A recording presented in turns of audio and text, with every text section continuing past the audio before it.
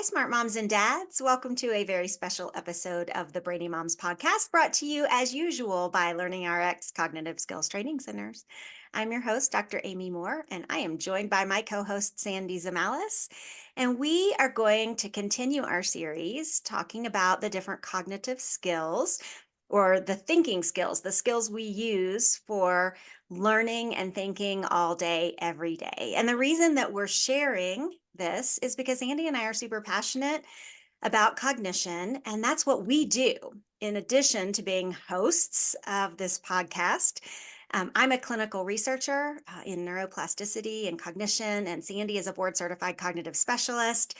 And so, this is what we do all day, every day with our clients. We work on remediation of cognitive skills to help people think and learn better. Hi, Sandy. Hi, Amy. I'm excited for this topic. We're going to talk about memory today, both working memory and long term memory. This is probably one of my favorite cognitive skills to talk about for a lot of different reasons. But let's start with the basics. What are the two memory skills and how do we need them to learn? Yeah, so it's interesting when we try to divide the types of memory because we typically think of memory as short-term memory and long-term memory or working memory and long-term memory.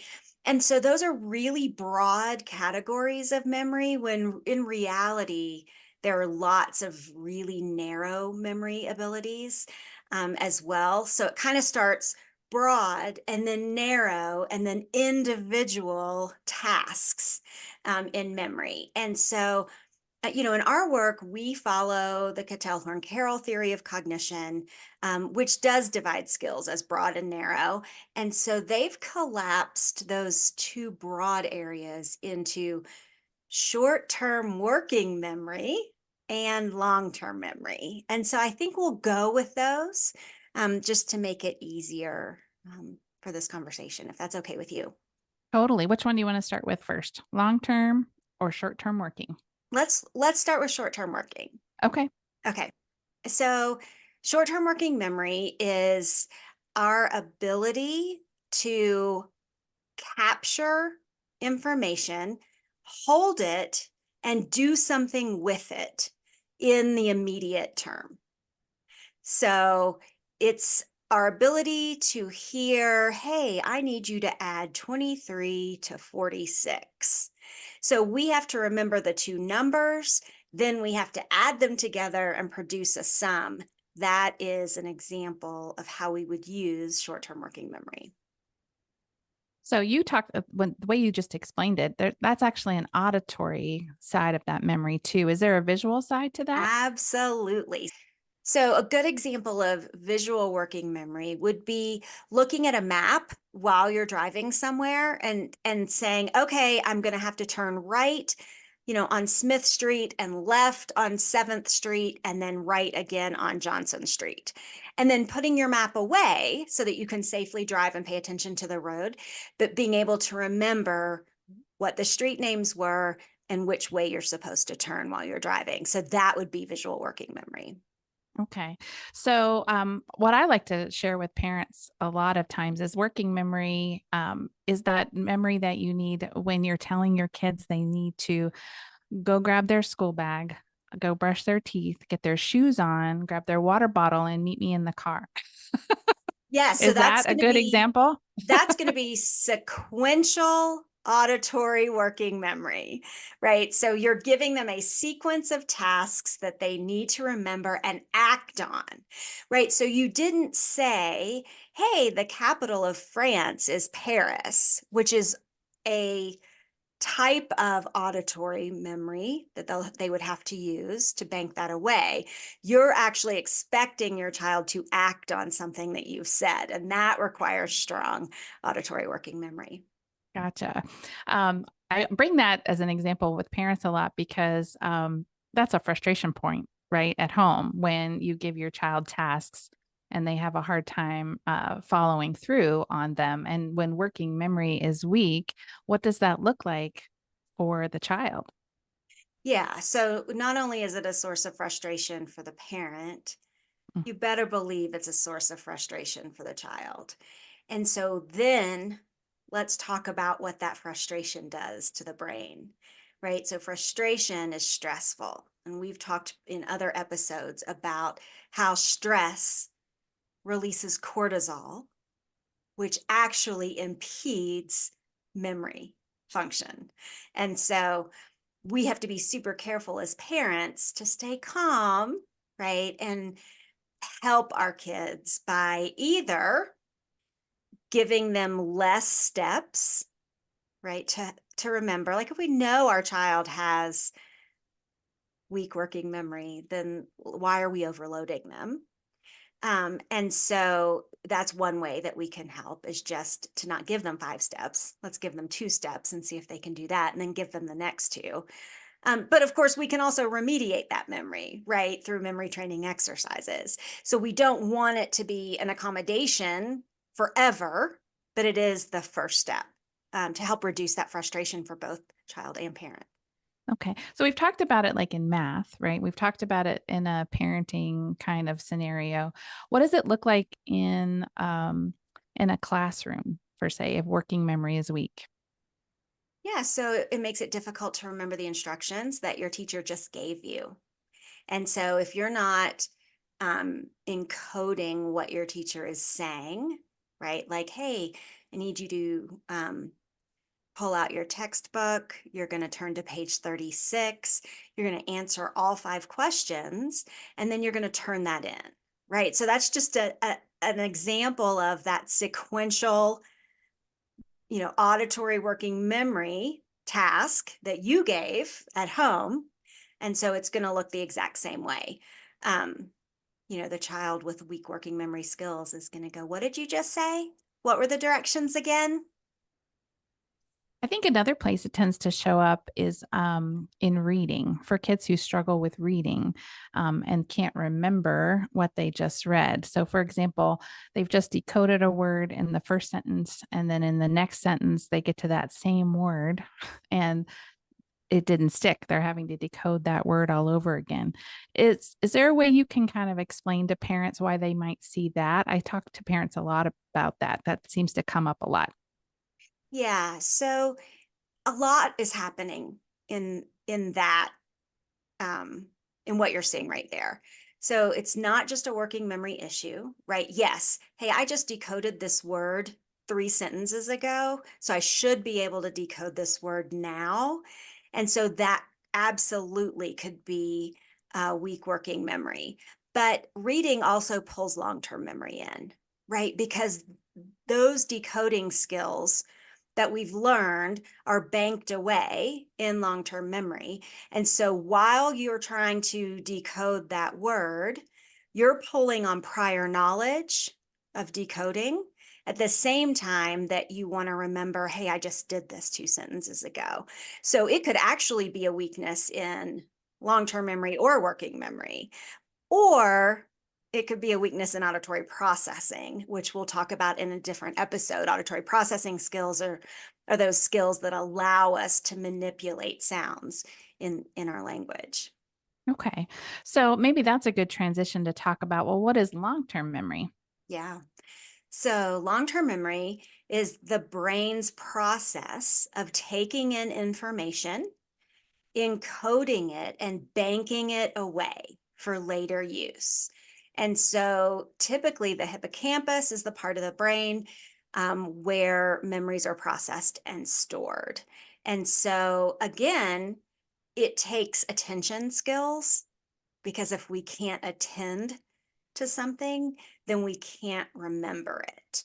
And so we have to be able to pay attention to something before the brain can actually encode it in some way to bank it away for later use and retrieval, right? So it's a two-part, long-term memory is a two-part process, right? Encoding it, banking it away, and then being able to retrieve it later. So a long-term memory weakness could be in the receiving of the information or in the retrieval of that information later.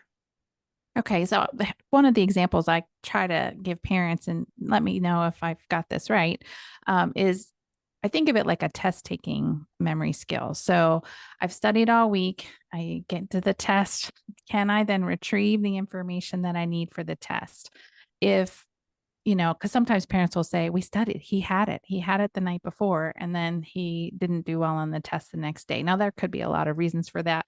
But it could also be that it didn't bank, right? It didn't get stuck in that long-term memory. So testing can kind of help us figure that out. But is that kind of a good scenario thinking about as the test taking memory? Can you take that information, hold it long enough to then use it when you need to, for example, on the day of a test? Right. I think that's a great example. And it gives us the opportunity to talk about, hey, what could have happened? Right. So for mom to say he knew it last night, right? But it has to be consolidated. And that happens during sleep. And so let's say you studied it and you were able to regurgitate it, back to your mom as she was quizzing you last night. But then you didn't get quality restorative sleep, right? Maybe because after you studied, you decided to log onto the computer and game for 3 hours. You were drinking a monster, caffeine drink while you were gaming for 3 hours. And so you might have thought that you got restorative sleep for the 3 hours prior to waking up for school. But if you didn't, right? So if you didn't get restorative sleep, then those memories might not have been consolidated. So sleep is super important for that process. And it actually demonstrates how, when college students pull an all-nighter, right? They literally have studied it and gone straight to the class and regurgitated it. But if they had stayed up all night and then had to regurgitate it the next day, they might not have been able to. They would have make experienced that dump, right? And I remember that in college, right? You take the test and then gone, Yeah, gone. 2 weeks totally later, gone. gone. Right, because you didn't get to consolidate those memories right after studying. And so that's why it's super important to even take a nap. Yeah. So, we've mentioned before, like we at our centers test for these skills so that we can kind of see what is actually happening for an individual client. So, with that in mind, um, let's kind of go through some different scenarios. So, if a child comes in, they do some testing and they have a really high long term memory skills and really high working memory skills, what does that look like for them? Presumably, life would be easy, right? Because they they don't need a lot of repetitions and they got it banked right away. Yeah. So let me just say first that testing is a snapshot in time, and memory is a process or a construct, while a test is a task.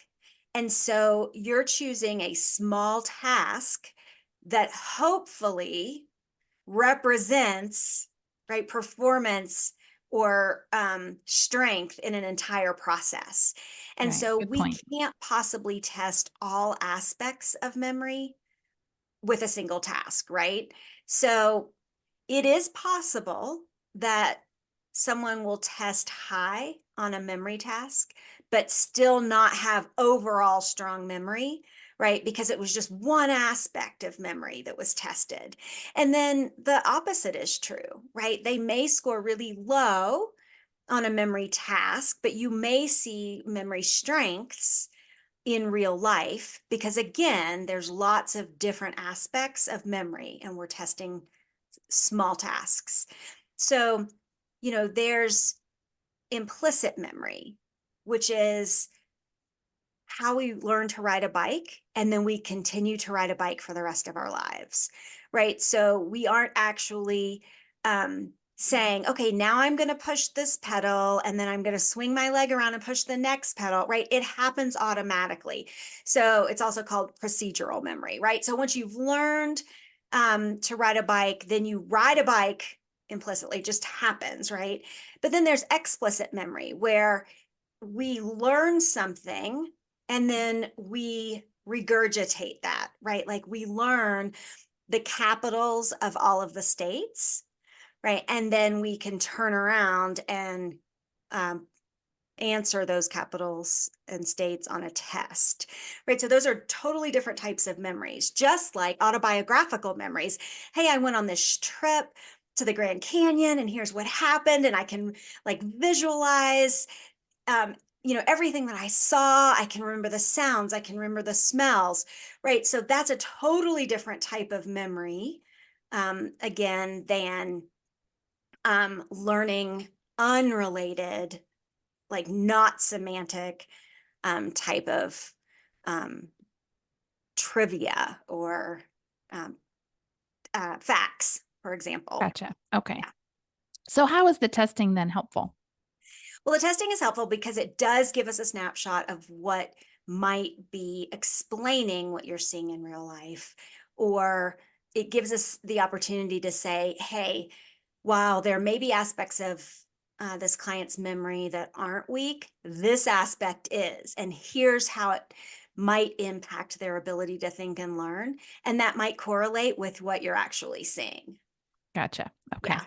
So it's not perfect. Testing is not perfect, but it's a great bit of information that can help explain what's happening in real life or what could happen, right? So even if you haven't seen that weak skill show up somewhere yet, it may be because that child's only in second grade, right? And they're not going to need that aspect of memory until eighth grade. But hey, we better remediate it now. Okay. So I guess then back to my question. If in that aspect of testing, a student comes in with relatively strong working memory and long term memory, one thing that I like to share with families is, in general, that is of benefit because, again, you don't have to study a lot, right? The working memory, you don't need to hit that material over and over and over again in order to get it to stick. And so, a lot of times, what I see in the center is when those areas are strong, but they're in my center because there's a weak area somewhere else. I often say, those kiddos tend to run off memory, or those adults tend to run off memory. They remember things, so they keep on running. Do you see that too? In terms of when memory is strong, it's a nice little talent or gift, right? I had friends who had that photographic memory, right? They could they look at it one time and it was like emblazoned in their brain, never Yes. to be forgotten. They could tell you the page number. My husband can do the same thing with, catalog numbers for work. Like he can just recite them off. He knows exactly what they are. Yeah. He doesn't have to study the way I would have to study or go back and look again and again and again because I have weaker working memory. But what are your thoughts there? About like Yeah. that's So a let me give gift you when you have those strong skills. Yeah, let me give you two examples of how strong memory can actually mask weaknesses in other Oh, areas. yeah, good. Yeah.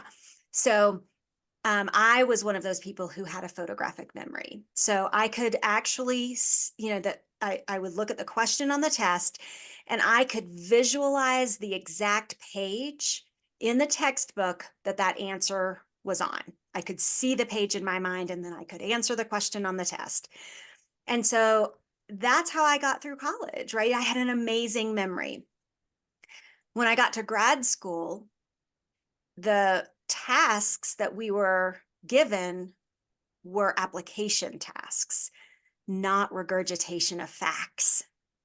And so that first test, where I was expected to apply the knowledge, not just regurgitate the knowledge, I was paralyzed, right? I did not have the reasoning skills to answer the questions. So I fell apart, right? Because I had really poor reasoning skills. I had never had to use them before, right? So I had to learn how to reason in order to do well in school. So it was masking my inability to have, good logic. And then another example is my son, Evan, who had such a great memory, he was able to memorize words in elementary school. So he appeared to be a strong reader, but he couldn't spell. And he couldn't spell because he had poor auditory processing skills. He didn't know how to decode and encode, right? He could only memorize words. And so that memory was masking his inability to actually manipulate sounds. Okay.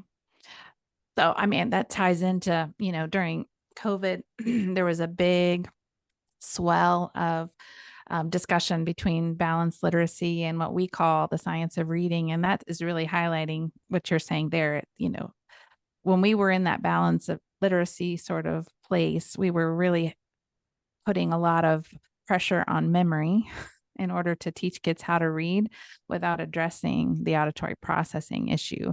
And that's where the science of reading has kind of come in to um, help that bring that back up to speed.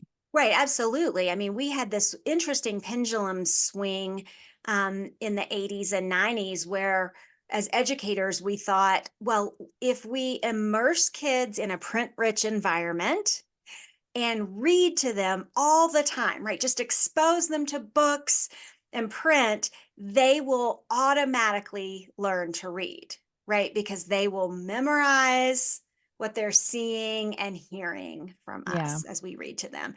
And while print rich environments are important and reading to children is vitally important, that does not give them the auditory processing skills that they need to be fluent readers. And so that mistake, right, that we made as educators showed up several years later, in the National Reading Panel's assessment of, our kids in the United States ability to read, and in this case, their inability to read, because only something like 35% of eighth graders could read fluently in the early 2000s.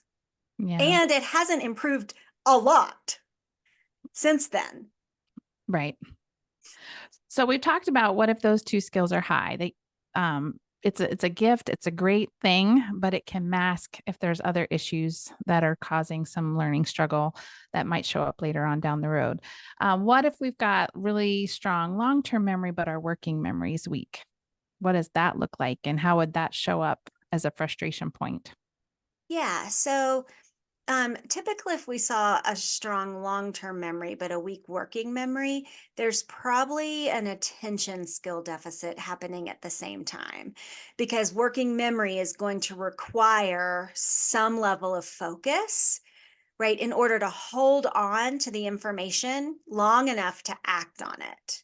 And so we would see that it would look like an attention problem and not necessarily a memory problem. Gotcha. Um, I always think for this one, this is definitely a parent sticking point, right? And kind of sometimes it can end up in that behavioral frustration for parents of, he just doesn't, he remembers what he wants to remember, right? I get Right. that all the time.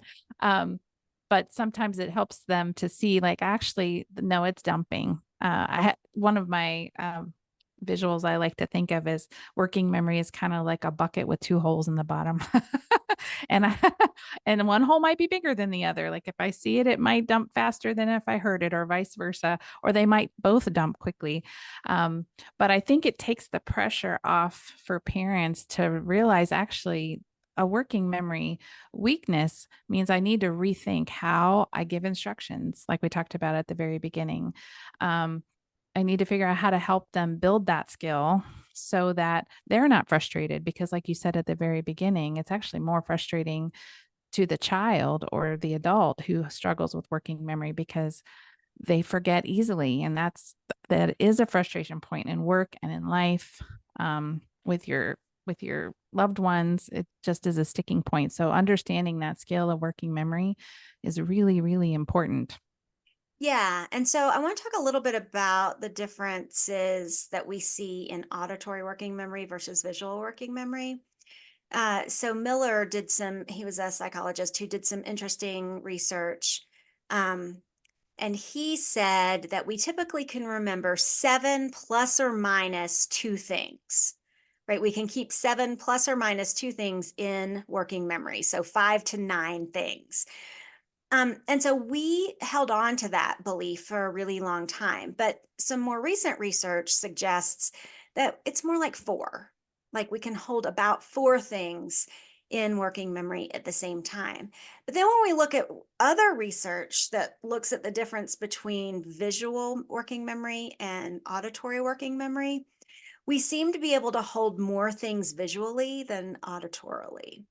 And so there was this one study that showed we could hold 16 things, visual characteristics in our working memory at the exact same time. But auditory, four, right? Yeah, much So harder. if we recognize that, okay, so our children probably can hold more information visually than they can verbally in their working memory, then what can we do to help that? Right. And so that's why we talk about how important visuals can be. Right. We talk about when we teach a Right. concept, if we use a visual, it will help people understand in the moment and maybe even bank it away. But even if we use visual prompts for sequential instructions, right? If we have a printed schedule, on the wall, and you say, okay, I need you to brush your teeth, put your pajamas on, and um, read a story before you go to bed. If we've got a visual of our schedule, right, that can help um, our kids actually process those instructions, they might be able to hold on to it long enough to get those done. Okay. That's a great point. So let's talk about it the last way, the flip way. What if working memory is really strong, but long-term memory is really, really weak? I tend to see that in my center, or I get feedback from parents in that. Let's take a homeschool family that I just talked to recently, for example, where every day feels like Groundhog Day. They go through the task of doing a lesson, for example, in reading, and then the next day, the child has no idea. It didn't stick. Um, it feels like Groundhog Day. It feels like it's all brand new information to them, and they have to start right back at zero. Um, can you expound on that? Is that typically what we tend to see? So it's very rare for a child without a brain injury to have a true long term memory deficit. So there's usually something happening in the environment that is keeping that child from encoding that information into long term memory. So it isn't that their hippocampus is broken, right? It's that something's happening in the encoding process that's preventing them from banking it away. And so then Okay. we have to look at, so are we flooding them with too much information at one time? Are there too many things happening that maybe if this child has an attention problem, right, that they're paying attention to all of the wrong things and not the one thing we need them to pay attention to? And then it also goes back to, are they stressed? Are they sleeping? Are they eating well? Um, because it's a holistic issue when there's a long term memory deficit, typically. Okay. So let's talk about cognitive overload and how that can impact amygdala and what happens to memory in that case. Yeah. Um, so there are lots of things that can create cognitive overload. One of those is simply the way that instructional materials are designed. So, for example, um, if you have a diagram, but the um, explanation of the diagram is not right next to it, that can create cognitive load or cognitive overload because you're having to split your visual attention on the page, even. And so we don't think about that, as well, it's not going to fit right there. So we can put it, an asterisk and then, put the description at the bottom of the page. And that creates cognitive load. And so when that happens, it can create frustration. And frustration can then prompt the release of cortisol because frustration is stressful. And so when you get even a fight or flight response, I've talked about before that the brain doesn't know the difference between a real emergency and chronic stress. It responds the exact same way. And so if cortisol starts coursing through our veins, then that impacts how our brain is functioning. And so it is going to be a, okay, here's what you have to do in the moment to survive, and not, here's what I'm going to encode for later use in long-term memory. Okay. That's a really great point. So let's switch gears a little bit. We've talked about these different kinds of memory, what it looks like. How do you help remediate memory? How do you build skill? Yeah, I think that's a great question. And Sandy, you do that all day, every day. So I would love for you to share how you do it. Well, I think what's really amazing about the program we use now, we use Learning RX's program. Their Think Art program is our main program that we use, but it's kind of like what you described. It's that intensity that helps build that resilience to then also build memory. Memory has to be targeted by practicing memory tasks, right? And I think what makes it challenging in today's world is we really don't have to remember very much. We don't practice that skill of memory day to day anymore. We don't memorize phone numbers. We don't have to memorize, you know, even math facts as Directions. much, right? Directions. Like we just don't have to memorize a whole lot anymore. We've moved away from that. And, um, part of my hill I'll stand on is we might need to move back to that because it's hurting our kids to be able to build that memory capacity. But everything's in the palm of our hand, right? We all have phones or, the internet. That skill of memory doesn't get practiced a whole lot. So being able to practice memory, but also practice it alongside other skills, right? Having lots of repetition with intensity that helps build the skill of memory because you're building that resilience, right? You're taking away the frustration um, as much as you can to help build that skill over and over and over again. Um, so we have hundreds of actual activities that we use that hit memory, both long term and working memory. But I think probably my favorite ones are the ones that really use that visual piece that you were just talking about a minute ago, learning how to hook things to visual cues to help us to remember. Um, Maybe you want to share a little bit more about what that looks like or what I mean by that, but it's that hooking that gives us a little place to put that memory so that Yeah. we can hold it. So we do have a tendency to remember things that have meaning behind them more than just arbitrary facts. And so, what Sandy's saying by hooking things means that if we can attach a fact to something meaningful, it will help us remember it. And so, for example, we have this really fun long-term memory task where every client that comes to our centers can learn every president in order and recite them in order, forwards and backwards, in less than a minute, um, by the time that they have gone through all of the different levels of difficulty of this task. And the way that they remember is not just by memorizing the names of the presidents, but we use visual cues. So, fun pictures, diagrams that help them remember the names of the presidents because they're attached to these connected images. So I love that one for lots of reasons, but we apply that to real life too. So we help students use that same skill and just like their homework studies. How do we apply this to learning things I have to learn for a test? But the best example I give is how many of us can do the ABCs without singing it? Right? Right? Yeah. That's attached to an auditory memory, like a song. Yes. We can't see it. There's no hook. So sometimes if you ask me, like, what letter comes after L, I might have to sing the song in order to get to the answer Yeah. that you asked.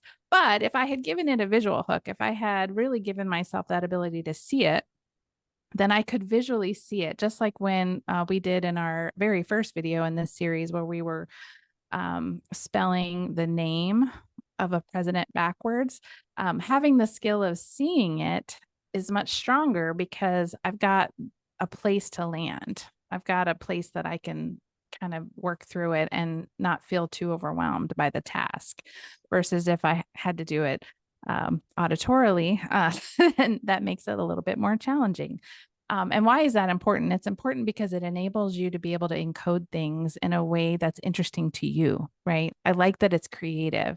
I think the problem that we have with most memorization things and tools that we use in education today is that they're adult driven. They're adult, you know, they're flashcards. They're things that don't enable the student to then encode for themselves that memory, that piece of information, because it's going to be more powerful if they do it versus if they're just reciting things off a list. Yeah, and I think if we look at football as kind of an analogy here, um, so a quarterback has to remember dozens and dozens of potential plays, right? And so while they're in the moment on the field, the coach is calling the play, and the quarterback has to remember what that looks like. Well, and arguably everyone on the field needs to remember what that looks like. And so they have diagrammed that, right? So they've got X's and O's on diagrams that help them remember what that play should look like. But to go one step further for a quarterback, the best quarterbacks visualize where the ball could be before they even throw it, right? So the fact that they're using some visual imagery along with, okay, if I throw it down the field to this person in this section of the field, right? Like it isn't just verbal direction, right? There's some visualization to it as well. And so when we engage those multiple areas of the brain, then it strengthens our ability to remember things. Well, this probably is a good place to stop because we could get into the weeds pretty heavily if we haven't already about memory. Because it is such a big umbrella skill that we're talking about, and there's so many sub pieces to it.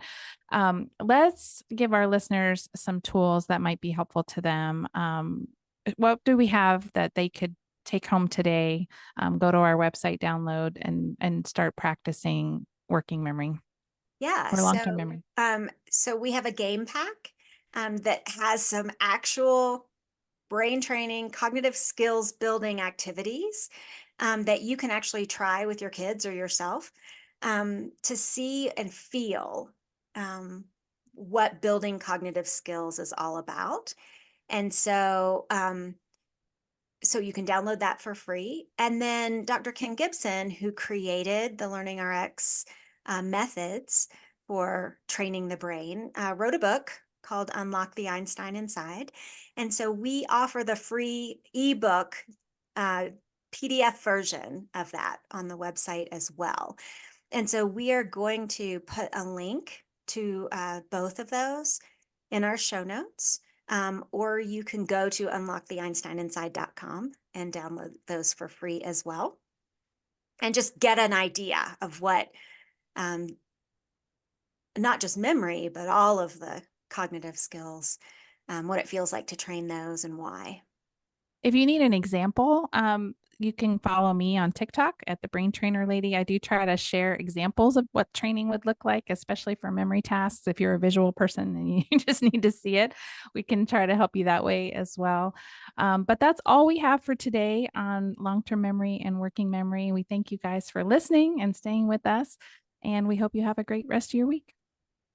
Hey, thanks for joining us for another episode of the Brainy Moms podcast.